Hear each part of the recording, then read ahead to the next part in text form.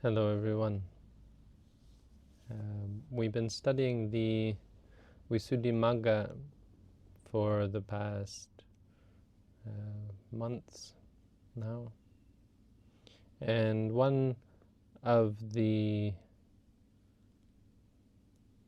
major topics that we've looked at is in the topic of sila, or ethics or morality, is the use of requisites. And there were some questions surrounding the use of requisites, and some around maybe why it's such a big deal, or what does it mean to reflect on the use of requisites. And I don't know that I've ever done a video on the requisites themselves particularly, so not in depth anyway. So I thought it might be worth to address this in a dedicated video. Why it could be worth talking about the use of requisites, and by requisites we mean physical requisites, things that you use, possessions that you make use of. It's not directly a part of meditation practice, right? The use of external things isn't a part of mindfulness meditation, which doesn't even involve itself with things. It involves itself with experiences. So if you have a thing like a robe, you don't take it as a robe, you take it as an experience of seeing or feeling if you're wearing it, and the mental aspects of liking it or disliking it, or any kind of mental proliferation about it. So you take those momentary experiences as your object. You don't even involve yourself with the things. That being said, especially in the area of what we call sila, there's a lot of conceptual support that can be done in order to help you to get to the point where you're able to experience things as momentary experiences, and to do that consistently. So not just to have an intellectual appreciation of the momentary nature of experience, but to consistently keep yourself in a state of mind where you're able to repeatedly bring your mind back to focus just on experiences. So in the realm of conception of people and places and things, there are of course many things that distract us, take us away from the ability to be mindful. And so we try to use conceptual reality of people and places and things in a way that focuses our attention and brings our mind back to ultimate reality of momentary experiences. And the use of requisites is one quite important means of doing that, because it relates to the things in our life. For people, for example, how would we make use of our relationships with people to cultivate focus? Well, one of course is the Brahmaviharas of friendliness and compassion. When you think about people, instead of getting angry or frustrated by them, you wish them well and you wish them to be free from suffering. For things, one of the very important topics is the use of the requisites, because there are things that we conceive of as our possessions, like this robe is my robe. And so I'm constantly going to be interacting with the robe, right? In the morning I have to put the robe on. I have to wash the robe. I have to keep the robe clean, and I have to protect the robe and wear it properly so it doesn't drag on the ground and so on. And I have to guard my mind against the potential for clinging to the robe. I like this robe, or worrying about it, or if it gets torn or something, to be upset about that as it gets worn away, and so on. If it gets something spilt on it and stained on it. Like any possession, there's always the potential for worry and concern and misuse. Use in such a way that it takes us away from mindfulness, takes us away from the present moment. So that's what's meant by the use of requisites, or why it's valuable anyway. As far as what we mean by requisites. In a strict sense, there are only 4 requisites, and these are the 4 requisites of a monk.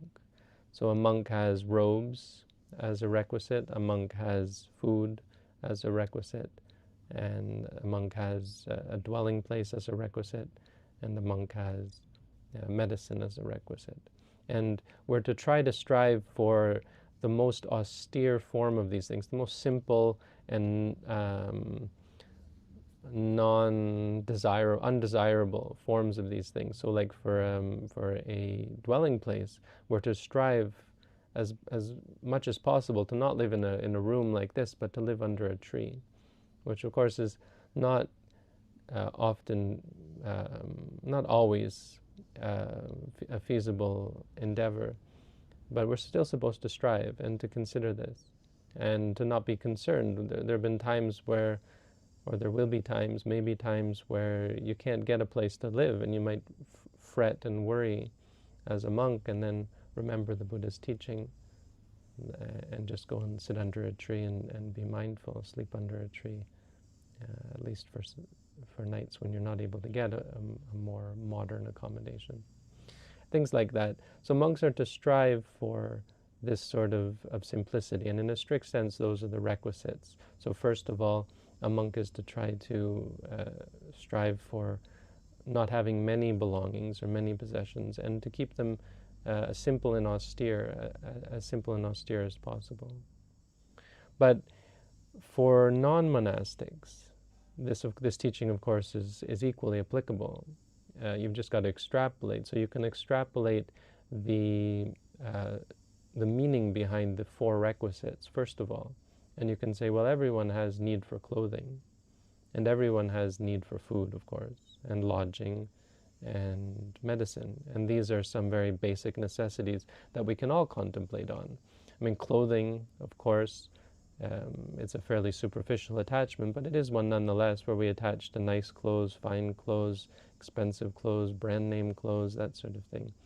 That's a good opportunity for us to reflect, and it's a good object because of how often we interact with it, to use as a support for being mindful, reminding, these clothes, this is why I use them, this is the nature of them, and so on. And that helps us bring us back to focus and eventually ultimate reality and experience.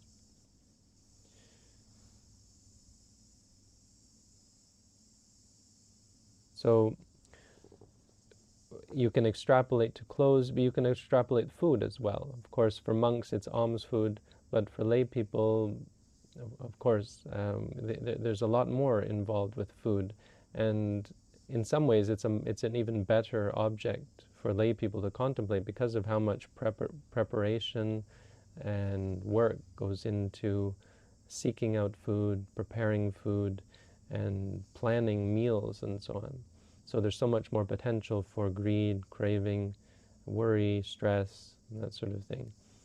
And so a great opportunity for us to apply the Buddha's teaching and to reflect and to use the requisites properly.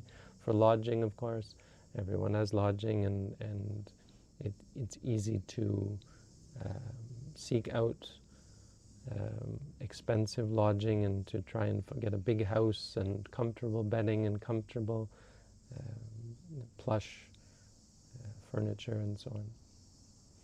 And medicine. So with medicine, obviously there's the abuse of hypochondria, of taking supplements and concerning yourself over much with physical health. But regardless of abuse or not abuse, medicine is something that we take. We take food as medicine, but we also take supplements when we're sick. And use of medicine is subject to abuse in terms of painkillers, in terms of again, supplements and those sorts of things. But regardless, it is something that we have to use. And it is something we should use. We shouldn't try to patiently endure as our body becomes sicker and weaker and our organs get destroyed and so on. There are times where medicine is quite valuable and important in supporting our practice. So again, something that we use on a regular basis, something that we can use to help remind us why we're taking it, especially when we're sick, because in order to allow us to approach the sickness in the right way. This sickness involves great pain and suffering, and it involves the deterioration of the body and so on. And when we reflect on, we're using the medicine to help mitigate that. Again, that helps us focus on the reality of the experience, potentially, if we use it properly. So that's a way of extrapolating. But obviously, another way of extrapolating the teachings, even for monks, is that we can apply it to everything we use. We can apply the same principles of reflection to everything we use. For lay people, there are, of course, so many things. You have cars, you have, televisions, microwaves, dishwashers, refrigerators, many, many appliances, tables and chairs and couches and many, many things. You have things for entertainment, things for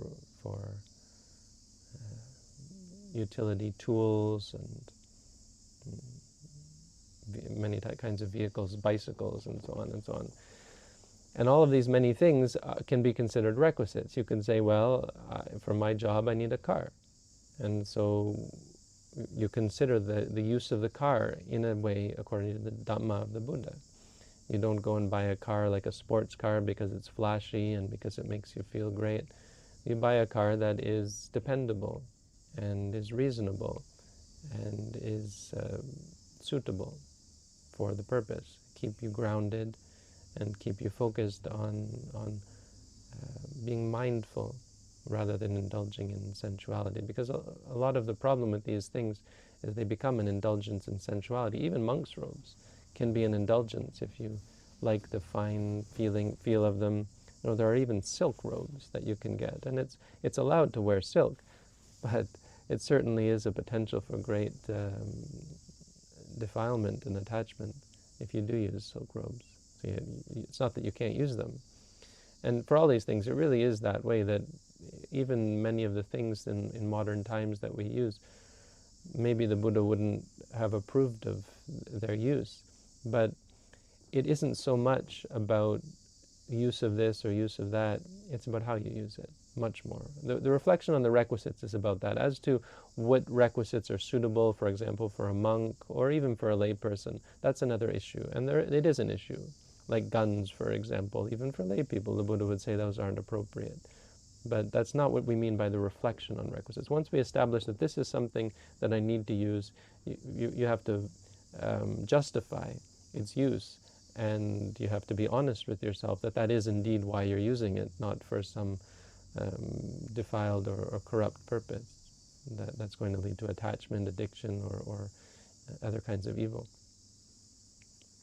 So this is about the nature of the requisites. As far as what it means to reflect on the requisites, and this is really what the important part of this teaching, there are three ways to reflect on the requisites.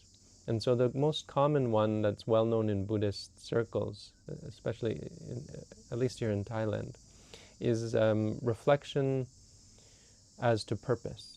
Why are we using it? So this is kind of what I've been talking about. And this is the most superficial way of using the requisite, of reflecting on the requisites. Not that that's a bad thing. This is the teaching of the Buddha. It's a good thing. But it's the lowest because it's conceptual. You're still thinking of them as things that I use. So of course it's never going to cut through delusion or ego or conceit or the view of self. It's still I'm using them. But you say to yourself, you're honest, you say, why am I using them? And you try to tell yourself that I'm going to use these for a purpose that is wholesome, that is conducive towards further practice of seeing clearly. That's why Sila is a very preliminary teaching, and in many ways it is involved with concepts of people and places and things. And in the case of things, we reflect on why we're using them. So for example, robes, we don't use them for beautification. We don't use them for sensual pleasure of the comfort of wearing them. We use them to guard against heat and cold and bugs. Robes are very good against mosquitoes. And we use them to cover the body, because of course the body exposed is a source of a lot of problems. So we cover the body up with the robe. We use food to get rid of hunger and to keep alive, because if we stopped using food, if we stopped using robes, if we went naked, we could stay alive. But if we stop using food, obviously we don't stay alive. So we say, this is why I'm using it. And when you think of it like that, you think, oh, this is just to stay alive, then probably I don't need to eat so much. Now, for people living in the world, you have to generally eat more because of the physical labor that you engage in. But you might want to consider not to eat so much and then try to burn it off with exercise, right? We eat and eat and eat, and then we exercise to burn it off. It's kind of, that's not really a Buddhist thing to do. You should just eat less, and then you don't have to exercise so much to burn off all that weight. And of course, change the way you eat, to eat, reminding yourself, I'm eating to live. So I don't really need this cheesecake or these candies or sweets or desserts or chocolate. I don't really need these things unless you have reason to eat them. You don't eat, so you'll move away from eating things like junk food. When you remind yourself like this, you'll eat more healthy. As far as lodging, we use lodging for seclusion because that's valuable. We don't want to get caught up in society and conversation and entertainment, chatting and that sort of thing. So we seclude ourselves. We have our individual rooms. This is why a closed room is so valuable in a place like this. Off in the forest, a tree is fine, but here a tree wouldn't work because you'd be surrounded by people and you'd be distracted by others and talking and engaging with other people. So having a room is valuable, but it can be a problem because if you have seclusion, you can use it for nefarious purposes as well. You can use it to hide the bad things you do. So we're using it for seclusion and, of course, obviously for warding off the elements. It's great for mosquitoes. A big problem of living under a tree is the bugs, the mosquitoes. Absolutely. So we use it for that purpose. This is why we have rooms. And for medicine, again, we just use it to free ourselves from the pain of sickness and the deterioration of the body. But we don't use it to worry about the body, to fret about the body. We don't use it to try to be healthy forever, because health forever is an illusion, and not only an illusion, but it's misguided. Because even if it could work, at least for some time, it still leads to attachment and clinging to the body and clinging to this health, and it leads to the deterioration of the mind, which is what all these things are about, the reflection on the requisites. So, and of course you can extend this, why do I use a car, why do I use a computer, why do I use a telephone, all of these things that have great potential for misuse. Of course, you can use a car, misuse a car, you can misuse a computer, you can misuse a phone. All of these things are very easily misused, and so it makes reflection on them all the more valuable. The second form of reflection of the requisites is a little bit deeper, and it relates, you could say it is a form of samatha meditation, or it relates to samatha, tranquility meditation. So not yet on the level of ultimate reality, but still valuable in terms of tranquilizing the mind. And this is the reflection of the requisites as defiled, physically defiled, or kind of disgusting. And how are they disgusting? They're disgusting related to use. So this is valuable as a practice in order to free us from the enamorment, the clinging to the things as beautiful. So like when we cling to our robes as something very wonderful, it's valuable for us to remember, this is according to the Buddha, that as soon as I put these robes on, before I put the robes on, they're actually quite clean, and they actually are quite fine and clean. But as soon as I put them on the body, from the moment they touch my body, they start to become unclean. There's sweat on the body, there is smells that come out of the body, bacteria and so on. There are oils, there are skin flakes. Of course, if anything, when I walk out, when it gets dust on it, if anything drops on the robes, the Buddha had us reflect. There's a reflection that we can do that says, these things aren't unclean, but as soon as they touch the body, they become unclean. They become exceedingly unclean. This body is unclean, and they become unclean when they touch it. So this is a practice that you can do, and you reflect on your clothes this way. It helps very quickly remind you of the unattractive nature of these things. That you may be attracted to these things, but it's impermanent. It is a bit related to vipassana in that way, because you'll as you reflect, you'll see the impermanence. You'll see, oh yeah, this thing that was so beautiful is now corrupt. It's not really on the level of vipassana, but it is leading in that direction. There's a story of Chula Pantaka who was a king in a past life, and he had a cloth, and he was riding on his elephant, and he was a king riding on an elephant apparently in a past life, and it was so hot out that his sweat was pouring down, and it was dusty, and so he was getting quite grimy, and he had this, it was a white cloth, a very pure, clean, royal cloth, and he wiped his face like that with the towel, and then he looked down on it, and this beautiful, pristine cloth that, of course, when he picked it up, was something very attractive to him, had suddenly become grimy and disgusting.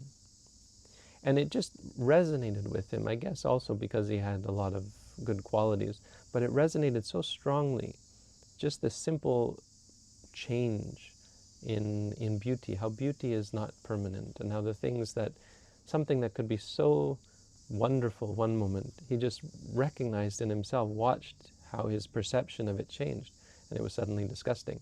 And that story is important because when he, in a future life, became a monk, it came back to him, and the Buddha gave him another cloth and said, here, go try this. And he just stood in the sun, and he was rubbing the cloth, and he watched as his sweat dripped on it, and the grime from his hands got on it, and he just watched it change from this beautiful, this white, clean cloth to something more grimy, and it just resonated with him again, and it was enough to inspire him to become enlightened.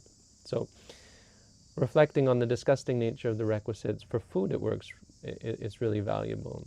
This food that we think is, oh, look at how delicious this food is. Well, once you put it in, once you touch it with your hand, it's already kind of disgusting. But once you put it in your mouth, nobody's going to want to touch it afterwards. You yourself, if you spit it out, you wouldn't want to touch it again either. But then, of course, once it goes down into your stomach, there's a whole meditation on the disgusting nature of food that is incredibly detailed. It starts from the moment of having to go to get food, because in my room is very clean, but when I leave my room, I've got to see all the disgusting stuff on the side of the road. Maybe I'll see a dead rodent or dead bugs. So already, even before I got the food, I've already defiled, it's already disgusting. There's the whole meditation, kind of like it's kind of like a drama or something. It's a pretend, or not exactly pretend, but it's all conceptual, right? But it's for the purpose of helping you to see and freeing you from the attachment to the great and delicious nature of food. Because food is, of course, incredibly dangerous. It's dangerous, we know, for physical health, but of course equally dangerous, or even more perhaps, for mental health. If we're attached and clinging to food, it is the mental side of things that leads to overeating and misuse of food and so on. So the mind is much more important to concern ourselves with than the body in regards to food. Consider your mental relationship towards your food, how you relate to it mentally, how you think of food. So to artificially make this a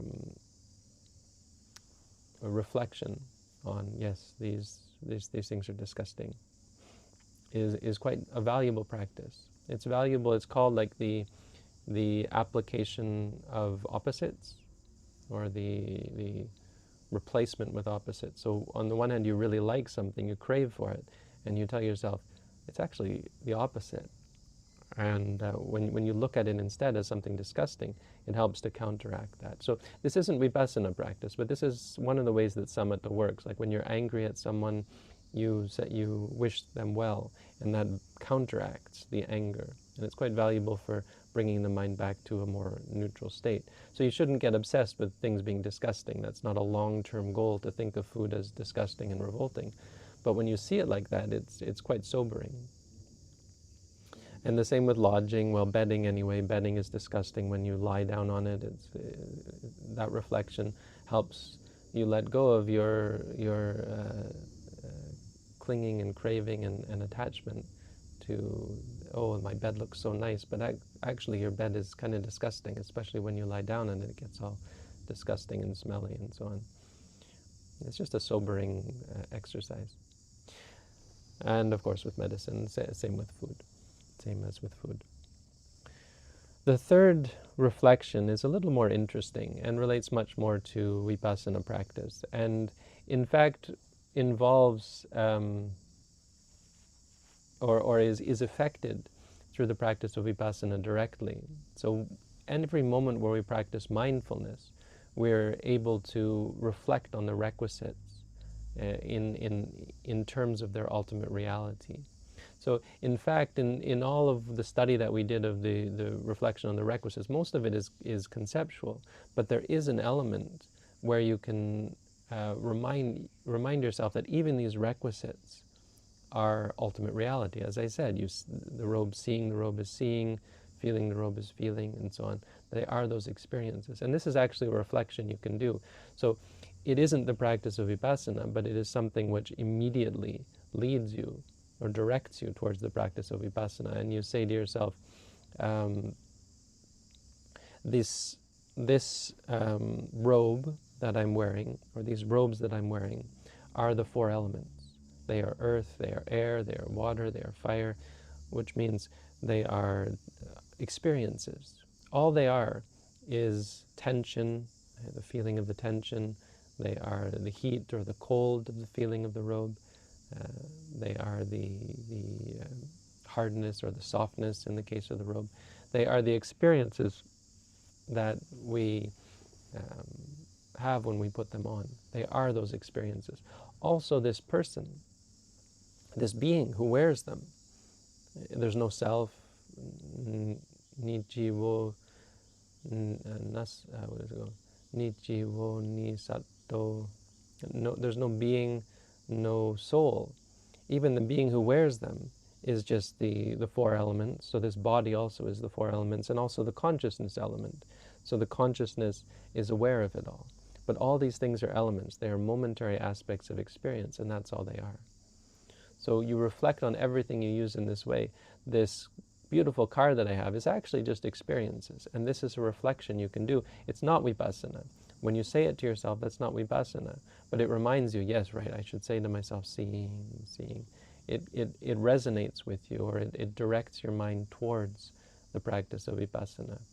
Food that I eat is only the feeling and the taste and the sight, and the body that eats it is only the hardness of the teeth and the tension of the tongue. These are sensations. These are the four elements. And then the mind that's aware of it is still just a momentary thing. Mind aware of something is a momentary awareness that arises and ceases. Same with our bedding, same with everything we use. When you use things, reminding yourself. It's on the deepest level, and it's not going to work all the time. Of course, if you're using your computer, for example, at work, you have to have conceptual thought about the work that you're doing. But to reflect from time to time that this beautiful laptop I have, or tablet, or this phone that I have, to remind yourself this is all it is just the feeling of it, and the sight of it, and the liking of it, how beautiful my phone is, or my computer is. You know, I got the latest phone that's really quite attractive and quite a cause for craving and clinging. It can be quite a cause for defilement. All of the things that we use can be this way. This is a very important auxiliary practice, the reflection of the requisites. So important that the Buddha had us do it as monks every day. It's one of what we call the duties of a monk, that every day we should reflect on the requisites. And Mahasi Sayadaw sort of discusses these different ways. He says, some people get overly pedantic about this and say you have to do this chant every day. So we do a chant every day. But to be honest, most people who do the chant don't really think about the requisites when they do the chanting. I mean, many monks who chanted don't even know what they're saying, or new monks anyway. But he says, and he's right, that this is just an example. The chant is just the example. The actual practice of reflection of the requisites is the reflection that you do. And so it can be, why am I using this? For everything you do, suppose this towel, do I really need this? I've got another towel up there. I don't really need a second towel, so maybe I can do without this. But if I do use it, what am I using it for? Well, I'm using it because it's hot in here and I sweat a little bit, and so it lets me wipe that off. Furthermore, I say, oh, look, once I wipe my face with this towel, it's already disgusting. And so why I might say that, is because maybe I like this towel. Maybe I think, oh, it's so soft and wonderful. But now I don't think like that. Now I think, oh, it's disgusting. It's putrid. And I've got to use it. Wish I didn't have to use this putrid thing, but I've got to use it. And I'm just going to make it putrid again every time I wipe my face with it. My putrid face. And the third, of course, most important and most valuable, is that when I use it, the feeling of the cloth in my hand, I feel it. When it touches my face, there's a feeling on the face. And the mental aspects of liking the feeling. Maybe I like when I wipe and the sweat is gone, and that sort of thing. So it's just some detail, because people are asking questions, and just because it's a generally useful topic. This is going to be a huge part of any Buddhist's life, how they use the things that they own mindfully and in a way that accords with the Buddha's teaching. So the first is the reflection of why we're using it, a very conceptual reflection, but valuable nonetheless, because it points us in the right direction. We're using it just for this purpose, not for anything that's going to get in the way of our practice. Not to let these things be an obstacle, because if I really like this towel, even, or these robes, say, it can become, I might sit there and think about how wonderful the robes are. The reflection on the disgusting nature of things to counteract the craving and the liking of it. And of course the most important one, to counteract the delusion, to really pierce the veil of ignorance and to see things clearly as they are.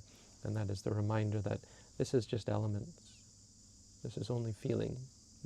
The reality there is feeling, seeing, thinking, liking, disliking. All of these things are momentary. They are not self. They are not soul. They arise and they cease. Thinking like that allows me to use the requisites as objects of mindfulness. Food, use it as an object of mindfulness. Chewing, swallowing, tasting, and so on. So, hope that's valuable. It's just a rather in-depth look, I think, at the requisites and the use of requisites and the reflection on the use of requisites. So I hope that was valuable, and I wish you all peace, happiness, and freedom from suffering.